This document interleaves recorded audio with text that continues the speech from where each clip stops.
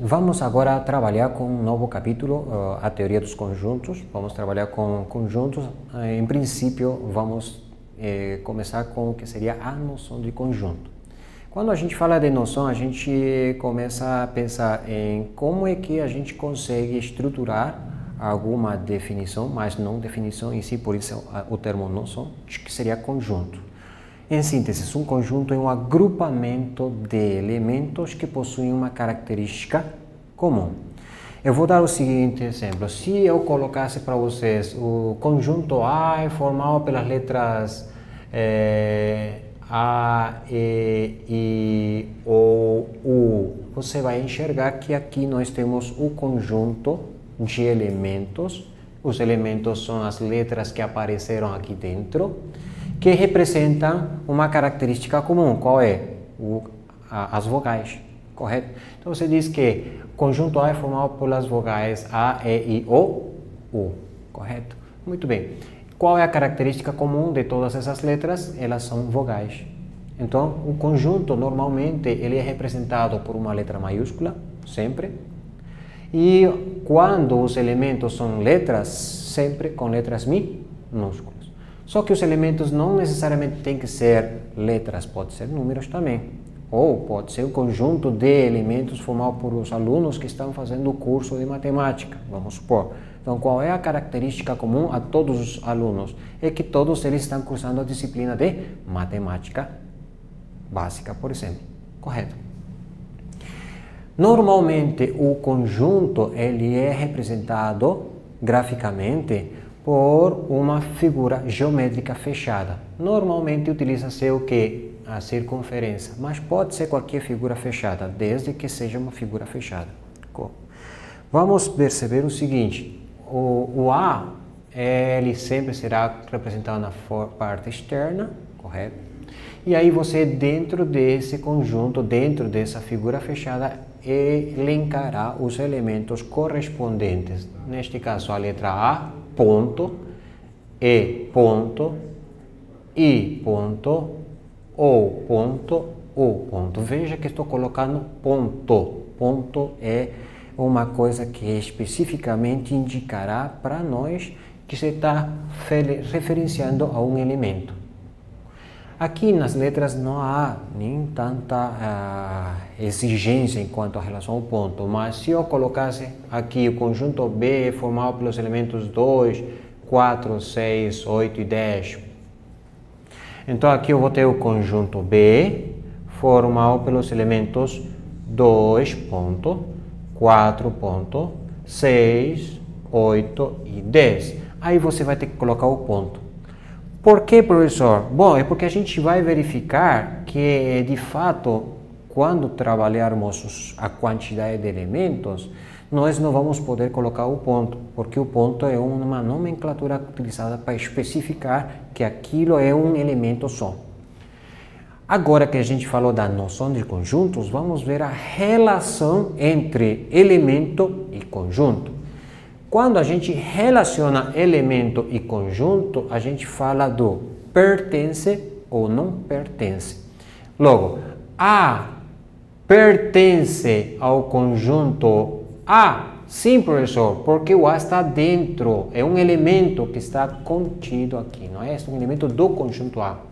Se eu colocasse aqui o OU pertence ao conjunto A, sim, ele pertence, professor, porque ele está aqui dentro, muito bem.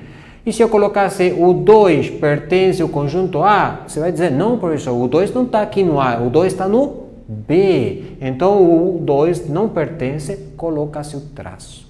Então, o traço é a negação. O traço indica que o 2 não pertence ao conjunto A. Então, a relação entre elemento e conjunto é de pertence ou não pertence. Vamos ver aqui. O 6 pertence ao conjunto B? Sim, professor, o 6 está aqui. Ele é um elemento do conjunto B. Ah, se eu colocasse o 8 pertence ao conjunto B? É, professor, ele é um elemento do conjunto B. E se eu colocasse a letra E pertence ao conjunto B? Não, professor. A letra E pertence ao conjunto A. logo ele não pertence ao conjunto B. Então você colocará aqui um traço. O traço indica que aquele elemento não faz parte dos elementos que condizem com o conjunto B. Muito bem. Então, a gente acabou de trabalhar o que seria a noção de conjunto, entender o que um conjunto é de fato. Vimos agora o que seria a relação matemática entre elemento e conjunto, representado por pertence ou não pertence. Agora a gente vai ver as operações que existem entre conjuntos. Agora vamos vamos entrar numa parte que é interessante, a classificação de conjuntos. Se eu colocar aqui o conjunto M é representado pelo elemento 2. Quantos elementos possui o conjunto M? Professor. Logo, esse conjunto será dito de conjunto unitário. Unitário porque ele tem um elemento. Professor, e se eu tivesse o conjunto N formado por nada? Não tem nada no meio, professor. Não tem elemento nenhum. Existe isso? Sim, é o que nós chamamos de conjunto vazio. Por quê? Porque não tem elementos. Veja bem, vou colocar aqui o seguinte, o conjunto vazio sempre virá assim, ó, entre chaves, sem nada no meio, ou também será representado por esse símbolo. Correto? Sempre ou é o símbolo ou a chave sem nada no meio. Mas observação, olha só, pegadinha. Classifique o conjunto P. E aí você vai dizer, é o conjunto vazio, professor? Não, espera um pouco, cuidado. Porque esse símbolo só será chamado de conjunto vazio se ele estiver só ele, sozinho. E para ser conjunto vazio, as chaves não tem que ter nada no meio, nada, absolutamente nada. Olha o meu dedo, não manchou. Mas aqui entre as chaves tem aquela letra, pegadinha, cuidado.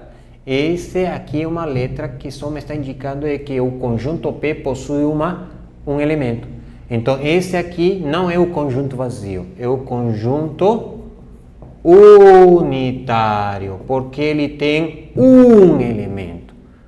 Perfeito? Então cuidado. Para ser vazio, não tem que ter nada entre as chaves. Ou, se aparecer o símbolo que a gente usa aqui, só ele. Correto? Nós temos os conjuntos finitos. Colocar aqui o exemplo aqui, 5, 7, 9. É um conjunto finito, porque tem fim, porque nós sabemos que tem quantos elementos? 3, professor. Perfeito. Então, esse é um conjunto finito. Mas poderia ter o conjunto infinito, 5, 7, 9 e assim reticências.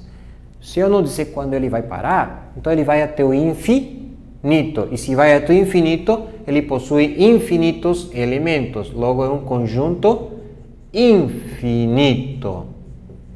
Perfeito. Então veja bem, temos o conjunto unitário, um elemento. O conjunto vazio, nada no meio. Ou seja, ou é chaves sem nada, ou é o símbolo. O conjunto finito, porque é definido por um número específico de elementos, tem fim.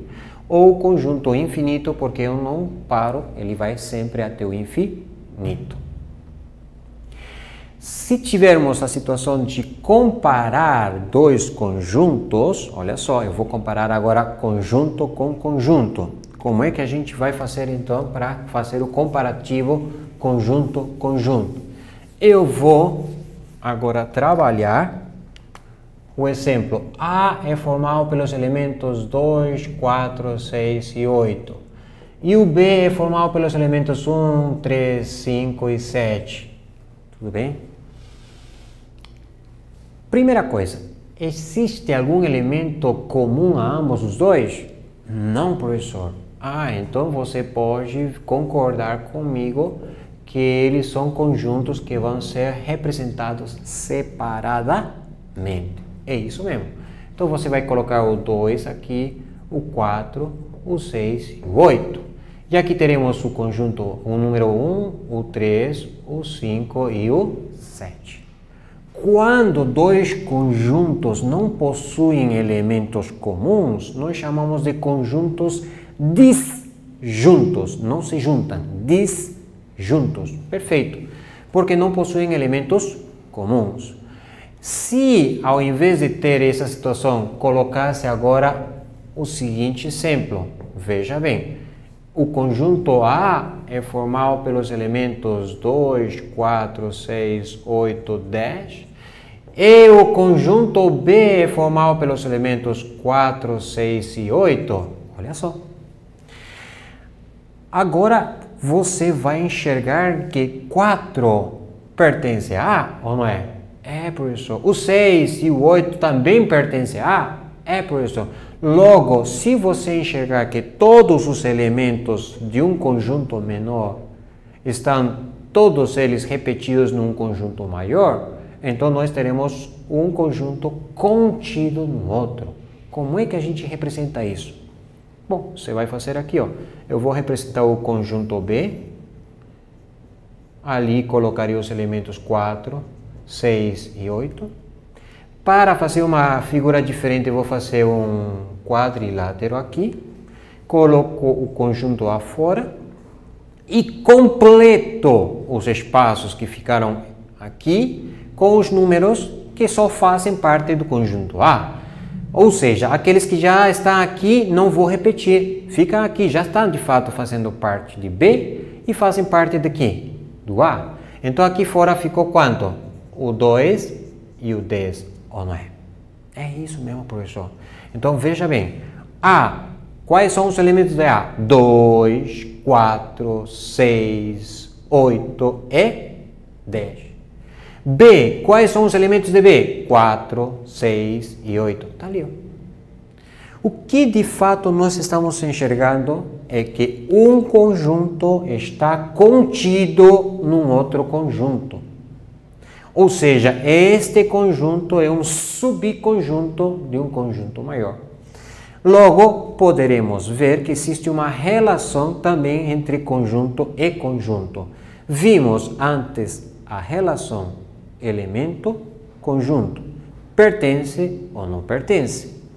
Agora a gente vai relacionar conjunto com conjunto. Logo, B está contido em A, C de estar contido. Então você diz, B está contido em A? Sim, porque todo ele está dentro de um conjunto maior que o conjunto A. Ah, professor, e se eu tivesse o conjunto D formado pelos elementos 1, 3 e 5? Veja bem, pois é, o D está aqui fora, não tem nada aqui de incomum entre esses dois com ele. Você tem 1, 3 e 5, ou não é? E aí eu posso falar, bom, o D está contido em A? Não, professor, ele nem relação alguma tem, muito menos ele vai ser dito de que ele está contido. Se ele não está contido, lembre, como no caso de pertence e não pertence, o não pertence coloca seu traço. Contido, não contido, coloca seu traço. Então você está dizendo que D não está contido em A. Ah, professor, mas se eu colocasse A está contido em B? Cuidado. Quem é o maior aqui? O A, professor. Logo, sempre é o menor que está contido no maior, não é ao contrário. O maior contém o menor.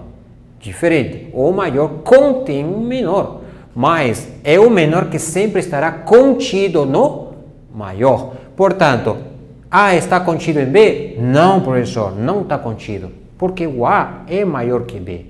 Porque o B, ele é quem está dentro como um todo de um conjunto maior. Muito bem. Então, veja bem, nós acabamos de falar de noção de conjunto, falamos da relação entre elemento e conjunto, acabamos de falar da relação entre conjunto e conjunto, ou seja, se ele está contido ou não contido na relação conjunto ou conjunto, e se ele pertence ou não pertence na relação elemento conjunto. Se eu colocar aqui 2 pertence ao conjunto A, pertence sim, professor, está aqui, ó. O 2 pertence ao conjunto B? Não, professor, o 2 pertence somente ao A. Então, coloca-se o traço. Se colocarmos o 6, pertence ao conjunto A? Sim, professor, porque ele pertence tanto porque ele está dentro do A, quanto pertence para o B. Então, eu posso colocar 6 pertence ao conjunto B também. Então, há um elemento que é comum tanto para A quanto para o B.